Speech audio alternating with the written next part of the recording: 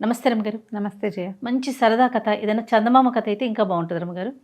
అంటే బాడీ షేమింగ్కి వాటికి పాల్పడుతున్నాను అలాంటివి అనుకోకండి. ఓకే. సో ఓన్లీ అలా స్టోరీ కథని కథగానే అంతే అంతే వింటే బాగుంటుంది. అవును. పూర్వం అట హంసల దీవి అని ఒక రాజ్యం ఉండేది. మన హంసల దీవేనేమో. ఆ రాజుగారు హర్షవర్ధనుడు. ఆయనకి ఇందుమతి అని చక్కని కూతురు ఉండేది. భార్య వియోగం కలిగింది చిన్నప్పుడే. అయితే ఈ ఇందుమతి దాదులే పెంచారు. పిల్ల మంచి యాక్టివ్, బాగా కథలు అవి ఇవి వినేది, జంతువులు అన్నీ తెలుసు, ప్రతిదీ ఉడతలు పిచ్చుకలు ఏవి దొరికితే వాటిని పట్టేసుకునేది. పిల్లలు భయపడతారు, అని భయం లేదు. బాగా కథలు కాకరకాయలు వినేది. ఒక దాది అయితే అసలు పిన్ని పిన్ని అని ఆ దాదితోటే తిరిగేది బాగా. అయితే కొంచెం తెంపరిది పిల్లకి. జంతువులు అవి బాగా అలవాటైన ఈ పేర్లు పెట్టి పిలుస్తుంది, దగ్గరికి వెళ్ళిపోతుందంటే భయం ఉండదు. ఒకనాడు ఏమైంది, తోటలో తిరుగుతుంటే అమ్మాయికి ఒక తొండ దొరికింది. టక్కిని పట్టుకుంది తొండని. మామూలుగా అసలు మనం చూస్తే అసహించుకుంటాం, అవును, భరించలేము, ఒక జుగుప్సగా ఉంటుంది. అసహ్యం కాదు, ఏదో గగురుపాటు జుగుప్స అలాంటివి వస్తాయి. పట్టేసుకుంది పిల్ల. పట్టుకుని ఏం చేసింది, వాళ్ళ నాన్న తోటలో కూర్చుని ఏదో ఎవరితోటో కబుర్లు చెప్తున్నాడు. టక్కి నా నాన్న మీద తొండని విసిరింది. ఊరికే పిల్లలు చేస్తారుగా. ఆయన అని హడిలిపోయాడు. పిల్ల పక్కపక్క నవ్వి, ఏ నాన్న అంత చిన్న తొండకి ఎంత భయపడ్డావు, అది కనుక రేపు పెద్దదైతే ఏమైపోతావు నువ్వు అని అలా వేళాకోళం చేసింది. ఒళ్ళు మండిపోయింది పిల్లని చూస్తే. పెద్దదవుతుందా అవని, అది పెద్దదయ్యేదాకా నీకు పెళ్లి చేయని చూసుకో అన్నాడు. అనేసరికల్లా నవ్వారు అందరూ. ఒకళ్ళిద్దరు మంత్రులు ఉన్నారు. చిన్నపిల్ల తనకేం తెలుస్తుందండి, పిల్లకి భయం లేదు, తెంపరిది అంతే, వాటన్నిటి పట్టుకుంటుందంటే రాజుగారు బిగిసిపోయాడు. అయితే మాత్రం ఆ తెంపరిదైతే నేను కూడా తెంపరివాడిని అన్న మాట మీదే ఉంటా. తొండ పెరిగితే కానీ పిల్లకి పెళ్లి చేయను, నాది మాట అంటే మాటే అన్నాడు. అనేసరికి ఆ దాది బోరుమని ఏడ్చింది. అయ్యో ఇంకా నా చిట్టి తల్లికి పెళ్ళి అవ్వదేమోనని పిల్లని కావలేసుకుని ఏడ్చింది. ఇందుమతి, ఎందుకు పిన్ని ఏడుస్తావు, తొండ పెరగదు, ఇప్పుడు ఇంత ఉంది, నేను పెరగట్లా, అలాగే అది కూడా పెరుగుతుందంటే అయ్యో అని ఏడ్చింది దాది. అయ్యో కాదమ్మా, బ్రహ్మదేవుడి శాపం, తొండ పెరగదే పాప, ఇంతే ఉంటుందమ్మా అంది. అనేసరికి పిల్లకి అప్పుడు తెలిసింది, ఏదో భయం కలిగే విషయం అని అర్థమైంది. దేవుడికి దండం పెట్టుకుంది. బ్రహ్మదేవుడా, నువ్వు శపించద్దు, ఈ తొండ మాత్రం పెద్దదయ్యేలా చూడు, లేకపోతే నాకు పెళ్ళవదు అని దండం పెట్టుకుంది. వాళ్ళు ఏం చేశారు, రాజుగారి ఆజ్ఞ చొప్పున ఆ తొండని ఒక దీంట్లో పెట్టి, ఓ బోన్ లాంటి దాంట్లో పెట్టి అక్కడే తోటలోనే ఉంచారు. అది అటు ఇటు తిరిగేది, అక్కడే ఉండాలి, దాటి వెళ్ళటానికి వీల్లేదు. దాని చుట్టూ తవాల ఉండేది. బ్రహ్మదేవుడి శాపం ఫలించలేదో, లేకపోతే ఇందుమతి ప్రార్థన బాగా ఫలించిందో, ఆ తొండ మామూలు తొండ కాదో, అదేమిటో పెరిగేది. నిజంగా తొండ పెరగవు, తొండలు చిన్న సైజులోనే ఉంటాయి. మరి తొండ ముదిరి ఊసరి వెళ్ళయిందని అంటారు, కానీ కాదు. ఊసరి వెళ్ళైనా ఇంత సైజు ఉండదు, అంతే ఉంటుంది, కొంచెం పెద్దదవుతుంది. Okay okay. రవ్వ అంతేగాని మొసళ్ళు ఆ సైజులో రాదు. తొండ ఇంత ఉంటుందో అంతే ఉంటుంది. తొండల్లే ఇంత ఉన్నాడు అంటారు మన వాళ్ళు, అవును, అంతే ఉంటాయి అవి. ముదిరి అంటే ఏజ్ పెరిగే కొందికి దాని ఒంటి మీద రంగులు మారుతాయి బహుశా అంటారు. ఓకే. అన్ని తొండలు కావనుకుంటా, ఏదో ప్రత్యేక తొండ అట్లా అవుతుంది. అయితే ఏమైంది, ఎందుకు పెరిగిందో తెలీదు ఈ మొసలి. పైగా ఈ మన జాగ్రత్త సంరక్షణలో ఉంది కదా, వీళ్ళు బాగా పళ్ళ ముక్కలు కూర ముక్కలు అన్నీ పెట్టి దాని మామూలు తిండి కాక అది క్రమంగా పెరిగింది. రాజకుమార్తెకి ఇందుమతికి యుక్త వయసు వచ్చేసరికి తొండ ఒక మొసలంత సైజు వచ్చింది. అబ్బా. రాజు కూడా లోపల సంతోషం కలిగింది. పోనీలే, నా పిల్లకి అన్యాయం కాకుండా అది పెరిగింది, పిల్లకి పెళ్లి చేద్దామన్నారు. సరే, మంత్రులు వాళ్ళు ఏమన్నారు, పిల్లకి 16 ఏళ్ళు వచ్చినాయి, ఇంకా వివాహం చేయొచ్చు, మనం స్వయంవరం చాటిద్దాము, ఎవరికైనా చెబుదామని మంత్రులు వెంబడబడ్డారు. ఈయన అన్నాడు, అది బాగానే ఉంది, అయితే మనం తొండతో కనెక్షన్ పెట్టాక ఓ పని చేద్దాం, ఈ తొండను చంపేయండి, దాని గుండె బయటికి తీయండి, దాన్ని ఒక గాజు సీసాలో పెట్టండి, రాజకుమారులందరినీ పిలుద్దాం, అది దేని గుండెకాయో ఎవడు కనిపెడతాడో వాడికి ఇస్తా ఈ పిల్లని అని పెట్టాడు రాజుగారు. అంటే మా జనాలు అందరూ ఏమనుకున్నారు, రాజు అయితే మాత్రం తండ్రి కాదు, అది తొండ పెరిగేసరికి ఈయన సంతోషించాడని చెప్పుకున్నారు. కాదు, నేను చాలా చండప్రచండుణ్ణి అని నిరూపించుకోవడానికి ఆ తండ్రి రాజుగారు ఈ మార్గం పెట్టాడు. అయిందా? ఇప్పుడు తొండని చంపారు. దాని గుండెకాయని ఏదో ద్రవ పదార్థంలో వేసి ఒక గాజు కుప్పే లాంటి దాంట్లో పెట్టారు. రాజకుమారులందరినీ పిలిచారు. బోళ్ళంత మంది వచ్చారు. అందరికీ తెలుసు ఇందుమతి అందగత్తె. హంసల దీవికి రాజుకు ఒక్కతే కూతురు, ఆయన ద్వితీయ వివాహం చేసుకోలే. ఎవడు పెళ్లి చేసుకున్నా హంసల దీవి రాజ్యం వాడిదైపోతుంది. బాగుందిగా, సూపరు. అందుకని జనాలు బాగా చేరారు. ఈ దాది పిల్లని పెంచిన దాదులు ఉన్నారుగా, వాళ్ళల్లో సీనియర్ ఉంది కదా, పిన్ని పిన్ని అంటుంది పిల్ల, అది అందరు రాకుమారులని చూడబోయి, అబ్బా చిలకల దీవి రాజకుమారుడు లక్షణంగా ఉన్నాడు, మన పిల్లకి ఈడు జోడు, ఈ పిల్లాడికి ఈ పిల్లనిచ్చి పెళ్లి చేయాలి. రాజు మీద మహామంటగా ఉంది అది ఆదికి. ముందేమో ఏదో శాపం పెట్టినట్టు ఇది పెరగాలి దీనికి పెళ్ళి అన్నాడు. తర్వాత అదేదో పెరిగి చచ్చింది ఎటాగొట్ట. ఇప్పుడు మళ్ళీ ఈ గుండెగా ఆ గుండెని ఎవడు గుర్తుపడతాడు? అసలు తొండకి గుండె ఉంటుందని ఎవడికైనా అదేమో ఇంత ఉంటుంది. ఇప్పుడు ఈ గుండె ఈ మాత్రం ఉంది, ఎందుకంటే అది మొసల్ సైజుకి పెరిగిపోయింది కదా, దాన్ని ఎటా గుర్తుపడతారు? అందుకని ఈవిడేం చేసింది, ఈ చిలకల దీవి రాకుమారుడు బాగున్నాడు, జాగ్రత్తగా రాకుమారుడు కనుక ఈ హింట్ ఇచ్చామనుకో అది చెప్పేస్తాడు, మన పిల్లని వాడికి ఇచ్చి పెళ్లి చేసేయచ్చు అనుకుంది. ఓకే అనుకుని ఏం చేసింది, ఈ అంతఃపుర రక్షణ భారం వహించే వాళ్ళల్లో గూని వాళ్ళ బ్యాచ్ ఒకటి ఉంది. అందరూ కొద్దిగా వంగిపోయి ఉంటారు, కుర్రాళ్లే, 30 ఏళ్ల లోపల వాళ్ళు, 25-30 వయసు ఉంటుంది. గూని వాళ్ళు, వాళ్ళల్లో ఒకడు బాలిష్ఠుడు, గూనుంది వాడికి, వాడు హెడ్. వాడిని పిలిచింది, ఒరే నీకు రహస్యం చెప్తా, నువ్వేం చేస్తావంటే చిలకల దీవి రాజకుమారుడి దగ్గరికి వెళ్ళి ఈ రేపొద్దున చూపించే గుండెకాయ తొండగుండె అని చెప్పాలని చెప్పు. చెబితే రాకుమార్తెని వాడికి ఇచ్చి పెళ్లి చేసేస్తాం. ఇది రహస్యం, ఎవ్వరికీ చెప్పడానికి వీల్లేదు. ఈ మాట చెబితేనే రాకుమార్తె దక్కుతుంది, చెప్పని వాడికి దక్కదు.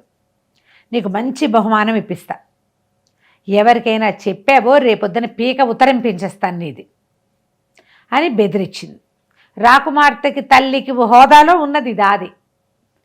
ఈ గూనివాడు గూనే కానీ వాడి మంచి తెలివి. వాడికి ఏమర్థమైంది, ఓహో ఈ సెంటెన్సే రాకుమార్తెకి పెళ్లి చేసుకునే కీవర్డ్, వాడికి ఎందుకు చెప్పాలి, నేనే చెప్పుకోవచ్చు కదా. ఓరి దుర్మార్గుడు, అలా ఊహ వచ్చేసింది. రాజుగారు ఏం చెప్పారు, ఎవరైతే ఈ విషయాన్ని ఈ గుండె ఎవరిదైనా అని చెప్పగలుగుతారో వాళ్ళకి అర్ధరాజ్యం ఇచ్చి రాకుమార్తెనిచ్చి పెళ్లి చేస్తామన్నారు. వాడు బాగా ఆలోచించుకుని ఇంటికెళ్ళి పడుకుని నిద్రపోయాడు. ఇక చిలకల దీవి లేదు, హంసల దీవి లేదు, పడుకున్నాడు. దాదేమనుకుంది, తను పోయి చెప్పింది కదా, తను వీడికి చెప్పింది, వీడు పోయి చెప్పొస్తాడు, తను వీడికి చెప్పాను, వీడు వెళ్ళి చెప్తాడు, వివాహం అయిపోయాక ఈ వీడిని సత్కారం చేసి వీడికి ఏదైనా కొంచెం మంచి పదవి ఇప్పించి కాస్త డబ్బులు ఇప్పించచ్చు అని అనుకుంది. పిల్ల పెళ్ళైతే అంతకంటే ఏం కావాలి, అవును, ఇంతమంది రాకుమారులు వచ్చి పెళ్లి కాకుండా అయిపోతే ఎట్లా పిల్ల అని ఊహించింది. వాడు తెల్లారేదాకా మాట్లాడలా, ఎక్కడికి వెళ్ళలా. మర్నాడు పొద్దున ఏం చేశారు, మొత్తం రాజకుమారులందరినీ నుంచోబెట్టారు, రాకుమార్తెని చూపించారు. సౌందర్యవతైన అమ్మాయి, దాన్ని గెలుచుకోవడానికి ఏం చేయాలో చెప్పమన్నారు. వీళ్ళు ఈ గాజు కుప్పే పుచ్చుకొచ్చారు, అందులో ఒక గుండు ఉంది, ఇది ఏ జంతువు గుండో చెప్పండి అన్నారు. ఒక్కొక్క రాజకుమారుడు ఒకడు కుక్కదన్నాడు, కోతిదన్నాడు, ఏనుగుదన్నాడు, అందరూ అన్నీ చెప్పారు, కానీ తొండ అనేది ఒక్కడు కూడా చెప్పలేదు. కనీసం ఎలా ఎలా చూడు. అక్కడి నుంచి ఏమైంది, అందరూ రాజుగారు డీలా పడిపోయాడు, ఒక్కడు కూడా చెప్పట్లేదే, ఏం చేద్దాం అనుకుంటున్నారు. ఈ లోపల ఈ సైనికుల్లో నిలబెడతాడుగా ఈ గూనివాడు, వీడు అన్నాడు, మహారాజా రాకుమారులే చెప్పాలా ఎవరైనా చెప్పచ్చా అన్నాడు. ఎవ్వరు చెప్పినా సరే రాజుగారికి పౌరుషం వచ్చేసింది, నేను ఆడిన మాట తప్పను, ఇదివరకు అన్న మాట మీదే నిలబడ్డా, తొండ పెరిగితేనే పిల్ల పెళ్ళన్న, తొండ పెరిగింది అందుకని పిల్ల పెళ్లి చేస్తున్నా. ఇప్పుడు ఈ విషయం ఎవడు చెప్తే వాడికి ఇచ్చి మా పిల్లనిచ్చి పెళ్లి చేస్తా, వాడికి అర్ధరాజ్యం ఇస్తా, ఎవడు చెప్పినా సరే. కానీ తొండని చెప్పుండడు బహుశా, చెప్పలా. అసలు మొదటి పాయింట్ తొండ పెరిగితే అన్నారు, కానీ ఈ గుండె తొండదని ఎవరికి పెంచిన తొండను చంపుతారనుకోరు కదా, అనుకోరు కదా, ఎవ్వరికీ తెలియదు, రెండో కంటి వాడికి తెలియకుండా జరిగింది అది. అయితే వీడేమన్నాడు ఈ గూనివాడు, నేను చెప్తాను మహారాజా, ఈ గుండె ఒక తొండది అని చెప్పాడు. చెప్పంగానే సభాసదులంతా ఆశ్చర్యపోయారు. రాజుగారు చప్పట్లు పెట్టి శభాష్ అన్నాడు, నా దగ్గర ఉన్నాడు ఇన్నేళ్ళ నుంచి వీడు కాబట్టి ఇది తెలుసుకోగలిగాడు, కాబట్టి అబ్బాయి నీకు మా అమ్మాయినిచ్చి పెళ్లి చేస్తున్నాను అన్నాడు. మంత్రులు అందరూ బిక్కమొహం వేసరికి గూని వెదవ అది కూడా పోని పనిచేస్తే పనిచేశాడు మన దగ్గర, వీడు గూనే పిల్ల సర్వరక్షణ సమన్వితంగా ఉండే పిల్లని రాకుమార్తెని గూని ఉన్న కుర్రవాడికి ఇచ్చి పెళ్లి చేయాలా, ఇంతమంది రాకుమారులంతా దెబ్బలో కలిశారు. సరే ఇంకేం చేస్తారు, సరే రాకుమార్తె కూడా ఒప్పుకుంది, ఇంక చేసేదేం లేదు. అయ్యో రామ్మ, వేరే దారి లేదు, నీకే ఇచ్చి పిల్లనిచ్చి పెళ్లి చేస్తాం, రేపే ముహూర్తం అన్నారు. ఇంతలో ఏమైంది, నలుగురు గూని వాళ్ళు కదా ఇక్కడ పని వాళ్ళు, అందులో ఒకడికి రాకుమార్తె లభించింది. మిగిలిన ముగ్గురు సంతోషించేశారు, ఆహాహా మనలో ఒకడికి రాకుమార్తె లభించింది కదా, వాళ్ళకుంది కోఆర్డినేషన్, వీడికి ఉండద్దు. వీళ్ళు ముగ్గురు ఈ గూనివాడి దగ్గరికి వెళ్ళి, ఏరో భలే సంపాదించావు రాకుమార్తెని, శభాష్ మనలో ఒకడివి, నీకు ఇలాంటి వైభవం పట్టింది, అర్ధరాజ్యం వచ్చింది, రాకుమార్తె దొరికింది, రేపు ఈ రాజ్యం అంతా నీదే, రాజుగారి అల్లుడివి, మా ముగ్గురికి మంచి మంచి బహుమానాలు ఇవ్వాలిరా, చిన్నప్పటి నుంచి మనం కలిసి ఉన్నాం ఆనంగాన్ని విన్నాడు. ఎవడరా మీరు, బోడి వేదాలు, మీరు పని చేసుకునేవాళ్ళు, నేనేమో రాజుగారి అల్లుడిని, పొండని ముగ్గురిని 3 తాపులు తన్నాడు. అటు ఇటు అడదిడ్డంగా పడిపోయారు. వాళ్ళలో బలిష్ఠుడు వీడే. రాకుమార్తె ఓ పక్కనే కూర్చుందిగా సభలో, అంతా చూసింది. అయ్యో పాపం, గురువాడో ఎవడో తండ్రిచ్చి పెళ్లి చేస్తానన్నాడు, ఇక తప్పదు ఎట్లాగూ. మరి సభాసదుల ముందు చెప్పాం కదా, ఈ ముగ్గురు అన్యాయంగా దెబ్బలు తిన్నారే అని ఓ దాసిని పిలిచి, వసే చెలికత్తెని పిలిచి, వాళ్ళ ముగ్గురిని రమ్మను, ఏమైనా బహుమానాలు అడుగుతున్నారుగా అవి మనమే ఇద్దామే అని చెప్పింది. చెప్పేసరికి సరే అది పోయి, ఆ దాసి పోయి రాకుమార్తె రమ్మంది, మీకు ఏమైనా బహుమానాలు ఇస్తానంది, రండి అంది. వీళ్ళు ఇక్కడ అవమానపడ్డారు కదా, వాళ్ళేమో రాకుమార్తె వెనకాలే అంతఃపురానికి పోయారు. ఆవిడేదో తిన్నది, అటు ఇటు తిరిగింది, వీళ్ళు ముగ్గురు వచ్చి నుంచున్నారు.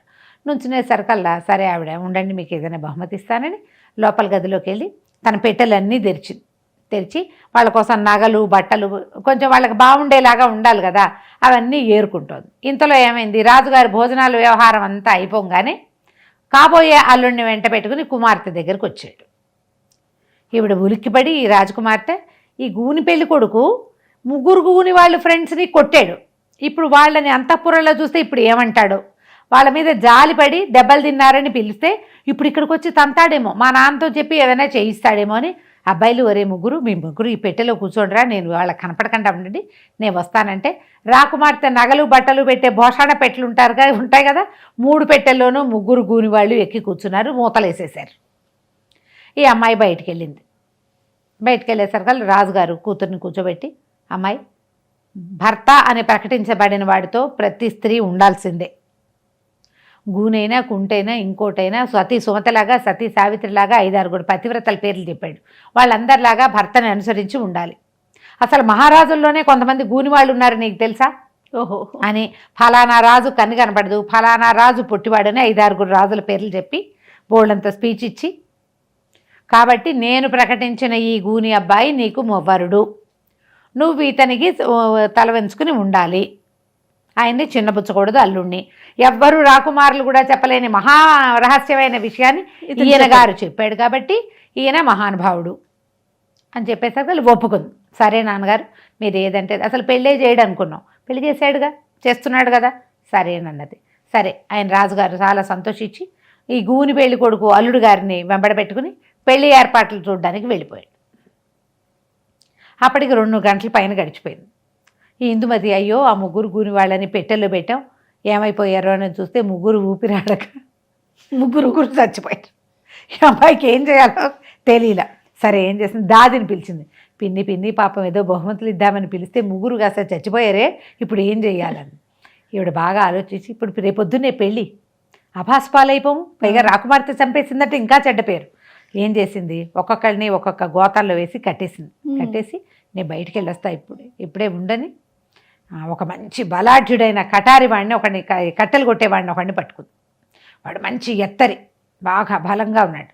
ఒరే అబ్బాయి, మరి కొన్ని వస్తువులు పారేయాలిరా సముద్రంలో, పెళ్ళి రాకుమార్తె పెళ్ళయ్యే లోపల పారేయాలని భావించాము, నేను ఆ మూటని వాకిట్లో పెడతా, నువ్వేం చేస్తావంటే అది మోసుకెళ్ళి సముద్రంలో పారే, 30 రూపాయలు ఇస్తా, ఇదిగో 10 రూపాయలు, మూట పారేశాక మిగిలిన 20 రూపాయలు ఇస్తాను అన్నది. బాగుందిగా, రూపాయి అంటే వరహాలన్నమాట. 10 వరహాలు చేతిలో పెట్టింది. కట్టెలు కొట్టేవాడు రోజంతా తిరిగి కట్టెలు కొడితే 1 వరహా వస్తుంది, 10 వరహాలు లట్టుగా వస్తుంటే ఎవరికి మాత్రం వద్దు, అటకే లేపింది, నేను వస్తానుండి అన్నాడు. చీకటి పడంగానే ఈవిడ ఆ దారికి చూపించింది. ఇది మధ్యాహ్నం నుంచి సాయంత్రానికి జరిగింది ఈ కథ. చీకటి పడిపోయింది. ఆ ఊరికి సముద్ర తీరంలోనే ఉన్నది ఆ దీవి కదా, అది చిలక హంసల దీవి అంటే సముద్రం పక్కనే కదా. సరే ఏం చేశాడు, వాడు వచ్చి అంతఃపురం లోపల భాగంలో మూట కట్టి ఉన్న ఆ మూటను పుచ్చుకుని భుజాన్ని వేసుకుని తీసుకుపోయాడు, సముద్రంలో బారేశాడు. అక్కడికే వచ్చి డబ్బులు తీసుకోవాలి. వీడు వెళ్ళంగానే పిన్నిగారు ఏం చేసింది, దాది పిన్ని ఆ 2వ మూట తెచ్చి అక్కడ పెట్టింది. వీడు అది పారేసి వచ్చాడుగా, వెనక్కి వచ్చేసరికి అలా మూట అక్కడే ఉంది. ఇదేమిటి అని ఆశ్చర్యపోయాడు. ఆ దాది అంది, ఇదేరా ఈ మూటలో రహస్యం, నువ్వు పారేసావా, నువ్వు అక్కడ పడేసి రాగానే పరిగెత్తుకుంటూ వచ్చి ఇక్కడ కూర్చుంది, మళ్ళీ పారేసిరా అని వాడు తిట్టుకుంటూ 2వ మూటను కూడా పారేసి వచ్చాడు. మళ్ళీ వచ్చాడు, 3వది ఉంది అక్కడ. మళ్ళీ వచ్చిందా అని ఆశ్చర్యపోయాడు. అవురవురా, ఇది మళ్ళీ ఎందుకు వస్తుంది, దీని సంగతి నేను చూస్తానని మూడోసారి కూడా మూట మోసుకెళ్ళి సముద్రం దగ్గరికి వెళ్ళాక మూట ఉడదీశాడు. మూట ఉడదీస్తే అందులో చచ్చిపడి ఉన్న గూనివాడు కనపడ్డాడు. పాడేసరికి అలా ఊరి గూని వెదవా, నడిచొచ్చేస్తున్నావా, నీ సంగతి చెప్తానుండని వాడి దగ్గర కట్టెలు కొట్టడానికి గొడ్డలుంది, 3-4 ముక్కలు చేసి సంచిలో పడేసి సముద్రంలో బారేశాడు. 3 మూటలు వెళ్ళిపోయినాయా. వీడు మళ్ళీ డబ్బులు పుచ్చుకోవడానికి వచ్చాడు. వచ్చేసరికల్లా సరిగ్గా అప్పుడే ఏమైంది, ఈ గూని పెళ్లి కొడుకు రాకుమార్తెని కడసారి ఒకసారి చూసుకుని వెళ్ళి అంతఃపురానికి వెళ్ళి రెస్ట్ తీసి వాడికి ఒక భవనం ఇచ్చారు పెళ్లి కొడుక్కి. రాకుమార్తెను చూసి వెళ్దామని అంతఃపురంలోకి ఎక్కుతున్నాడు. ఈ వెనకాల నుంచి వచ్చిన కట్టెలు కొట్టేవాడు తెల్లబోయాడు. వీడు దుంపదేగా 2 సార్లు మూటగా పారేసి వచ్చా, 3ఓసారి వచ్చాడు, ముక్కా చక్కా చేసి పారేసానే, మళ్ళీ వచ్చాడు వీడు. వీళ్ళు నలుగురని వాడికి తెలియదు కదా, వాడే వచ్చేస్తున్నాడు అనుకున్నాడు. అనుకున్న ఓరి గూని వెధవా, నువ్వు ఇట్లా వచ్చేస్తావా, అదే సేనని చెప్పింది అవ్వా, ఆ పెద్ద పిన్న ఏం చెప్పింది ఇందాక, ఇక్కడి నుంచి పారేయాలి, ఇది పారేస్తే కానీ పెళ్ళి అవ్వదండి, నువ్వు మళ్ళీ వచ్చావు, నీ సంగతి చెప్తానుండని వెనకాల నుంచి ఆ గొడ్డలు అదా అట్ట విసిరేసాడు. విసిరేయంగానే వాడు బుర్రకు తగిలి వాడు తట్టబడి పడిపోయాడు కిందకి. పడిపోగానే వీడు ఏం చేశాడు, ఒక బస్తా ఏదైనా ఉందే అని అటు ఇటు వెతుకుని, అక్కడ నిజానికి సంచి లేదు, సంచిలు వెళ్ళిపోయినాయి, వీడే వెతుక్కుని ఏదో ఒక గోను సంచి లాంటిది దొరికితే అందులో ఈ గూనివాడిని పడేసి పట్టుకుపోయి 4 కట్టెలు వెలిగించి ఈ గూనివాడిని తీసుకుపోయి అందులో పడేసి సంస్కారాలు కూడా బూడిద చేసేసి ఆ బూడిదంతా సముద్రంలో పోసి అర్ధరాత్రి దాటిపోయాక వచ్చాడు. ఇదంతా అవ్వద్దు కార్యక్రమం. మళ్ళీ పెద్దమ్మ పిన్ని డబ్బులు ఇస్తావా అని వచ్చాడు. ఆ గూని వెధవ బలివాడమ్మా, ముక్కలు చేసినా వచ్చాడు, ఈసారి మాత్రం నేను పొడి చేసేసాను అన్నాడు. ఏ గూని వెధవని చేసావు రా నువ్వు అని. ఏమో జల్తారు బట్టలు వేసుకున్నాడు, మూటలో ఉన్నవాడు మాస్టి గుడ్డలు వేసుకున్నాడు, వాడిని ముక్కా చక్కా చేసి సముద్రంలో బారేసా, ఇక్కడ మెట్లు ఎక్కుతున్నాడు అంతఃపురంలో, వాడి ధైర్యం చూడు, జల్తారు బట్టలేసి పెళ్లి కొడుకు అవతారంలో ఉన్నాడు వాడిని ముక్కా చక్కా చేసేసాను, కాల్ చేశాను. ఆనంగానే ఈవిడ అటు ఇటు చూసింది, దాసుల్ని ఒక్కొక్కరిని పిలిచిన పూసే, వాడు ఏడే పెళ్లి కొడుకు అంటే ఎవరికి లేడు అనగానే ఓహో అసలు వాడినే వీడు పొట్టను పెట్టేసుకున్నాడని. ఒరే నువ్వు ఎవరికి చెప్పద్దు, గూనివాడు తిరిగి వచ్చాడని ఎవరికి అయినా చెప్పావంటే వచ్చి మీ వాకిట్లో కూర్చుంటాడు రా వాడు, కాబట్టి నోరు తెరవకూడదు, అసలు వాడని నమ్మకూడదు. చూడు 4 సార్లు వచ్చాడు చూసావా వాడు, అందుకని ఎవ్వరికీ చెప్పకని ఒక ఇంత వరహాల మూట వాడి చేతిలో పెట్టింది. ఈ ఊళ్ళో ఉండద్దు, ఆ గూనివాడి ఆత్మ నీ వెంట పడుతుంది, అంతఃపురం వైపు ఆ రాజమందిరం వైపు తలకై తిప్పి చూడకూడదు, చూసావా వచ్చేస్తాడు. వచ్చాడుగా 4 సార్లు అనగానే వాడు అమ్మో నా చాలా భయము, అయినా ఇన్ని డబ్బులుంటే నేను కట్టలు ఎందుకు కొడతా, ఈ ఊళ్ళో ఎందుకుంటా, మా అత్తారింటికి వెళ్ళిపోతాను అని చెప్పి వెళ్ళిపోయాడు. తెల్లవారిపోయింది, ఎవరి దారిని వాళ్ళు పడుకున్నారు. రాజకుమార్తెని పెళ్లి కూతురుని చేశారు. పెళ్లి కొడుకుని చేయాల్సిన వాళ్ళ చుట్టాలు పక్కాలు ఎవరు లేరు, ఆడెవడు లేడు, ఎవరు వాడిని ఏమీ చేయలేదు. ముహూర్తం దగ్గరకు వచ్చేసింది, రాకుమార్తెని తీసుకొచ్చారు. పెళ్లి కొడుకు రాడు, అంతా వెతికారు, ఎక్కడా కనపడలా. దాదేం చేసింది, ఈయన పక్కకి తీసుకెళ్ళి మీరు నిన్న బాగా తినిపించారు వాడికి, సాయంత్రం ఆనందం పట్లేక స్నేహితులతో కలిసి తాగి మెట్లెక్కబోతూ కాలు జారిపడి పక్కకు పడి చచ్చిపోయాడు. ఇప్పుడు కనుక ఎవరికైనా తెలిసిందంటే రాకుమార్తె కాబోయే వరుడు చనిపోయాడని ఎంత అప్రదిష్ట, నిశ్శబ్దంగా వాడిని చేయవలసిన పని చేయించేశాను, ఇంకో పెళ్లి కొడుకుని వెతకండి. చిలకల దేవి రాకుమారుడు చాలా బాగున్నాడు, పిల్లకి అనురూపమైన వాడు, నా మాట విని ఆ అబ్బాయితో మాట్లాడి పిల్లని పెళ్లి చేసుకొని ఆయన కీడిపోతుందని అలా ప్రకటించామని చెప్పండి. మా అమ్మాయికి కీడుంది, అది పోవటం కోసం ఇలా ప్రకటించాం, గూనివాడికి మా పిల్లని ఎందుకు ఇస్తాం, పైగా మా సైనికుడికి అని చెప్పి ఆ అబ్బాయిని ఒప్పించండి. అంటే ఈ లోపల ఈ రాజకుమారులందరూ ఈ పెళ్లి చూసి వెళ్ళాలని ఉండిపోయారుగా. ఈయన చిలకల దేవి రాజకుమారుడి దగ్గరికి వెళ్ళి బాబు మా పిల్లని పెళ్లి చేసుకో, మేము నిన్ననే నీకు ఇవ్వటానికి నిశ్చయించుకుని ఉన్నాము, ఇలా అయ్యింది, మా అమ్మాయికి చాలా పెద్ద కీడుంది, కాబట్టి ఆ కీడు తొలగించినప్పుడే మావాడే వాడు చచ్చిపోయాడని చెప్పకుండా చాలా జాగ్రత్తగా చెప్తే అవన్నీ మరి రాజకుమార్తె ఇంత చక్కగా ఉంది, ఈ దీవి రేపొద్దున మన హస్తగతం అవుతుంది, ఎవరు మాత్రం మానేస్తారు, అదే కదా పర్వాలేదు అనుకున్నారు వాళ్ళు. ఆయనతో వచ్చిన వాళ్ళు మంది మార్పులు వస్తారుగా, వాళ్ళందరూ అలాగేనండి మాకేం అభ్యంతరం లేదనేసారు. వెంటనే ఆయనకి నెత్తి మీద నూనె పెట్టారు, పెళ్లి కొడుకుని చేశారు, తీసుకొచ్చేసారు. కొద్దిగా 9 గంటల ముహూర్తం కాస్త 12 గంటల ముహూర్తం అయింది అంతే. ఇది కూడా మంచి ముహూర్తమే అని పెళ్లి చేసేసారు. గూనివాడు శాశ్వతంగా సముద్రంలోకి వెళ్ళిపోయాడు. వాడు అత్యాశ పాపం వాడిని బలి తీసుకుంది. అమ్మాయి పెళ్లి మాత్రం చక్కగా అయిపోయింది. తర్వాత చిలకల దేవికి కాపురాన్ని కూడా పంపేశారు. అమ్మాయికి ఆస్తులు ఇవ్వం మేము, కుమారుడు ఎవడైనా కలిగితే వాడికి ఇస్తామని చెప్పారు. ఆ అమ్మాయి మాత్రం ఇంక ఇక్కడ ఉండాల. ఇక్కడే ఉంటే కొన్నాళ్ళకి అది గూనివాడు రహస్యం బయటపడేది. ఈ పెళ్లి సందట్లో అవన్నీ తప్పించేసుకున్నారు. చాలా నిశ్శబ్దంగా పిల్ల పెళ్ళి అయిపోయింది. కథ కంచికి మనం ఇంటికి. చాలా బాగుంది రమ్మగారు. నమస్తే అండి. నమస్తే G. And for more videos, Please subscribe to iDream. Please subscribe to iDream. Please subscribe iDream. And please subscribe to iDream. For more videos, subscribe to iDream. please like, share and subscribe to the channel. Congratulations, iDream. Subscribe to iDream. Subscribe to iDream. So subscribe to iDream Media. iDream ki iDream team andarki huge congratulations. Please subscribe iDream Media. Please subscribe to iDream. Subscribe iDream. Please subscribe to iDream. iDream అంటే నా కళల ఛానల్ను subscribe చేసుకున్న నోరు తిరుగుతలేదు. మీరైతే గంట గుర్తు కొట్టండి. For more such videos, please subscribe to iDream. Subscribe to iDream. Please subscribe to iDream. Please subscribe iDream Media. Please do subscribe to iDream. Please subscribe to iDream Media. For best entertainment and information, please subscribe iDream. And don't forget to subscribe to iDream.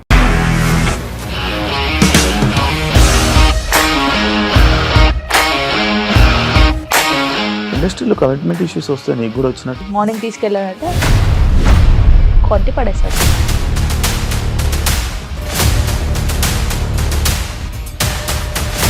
ఒక్కళ్ళు కూడా చూడలేదు ఈ cinema అని చెప్పడానికి కూడా చాలా ధైర్యం కావాలి. అది నిజం కదా, దాంట్లో ధైర్యం ఏంటి ఇది? నెక్స్ట్ డే ప్లేట్ మార్చేస్తే తప్పు కదా. As of now we are comfortable this అని నేను అనుకుంటున్నాను. రష్మిక గారిది మీది ఒకే ఊరంట కదా? నీకు కోపం వచ్చిందంటే బాగా తిట్టేత్తరా? తిట్టేద్దామండి.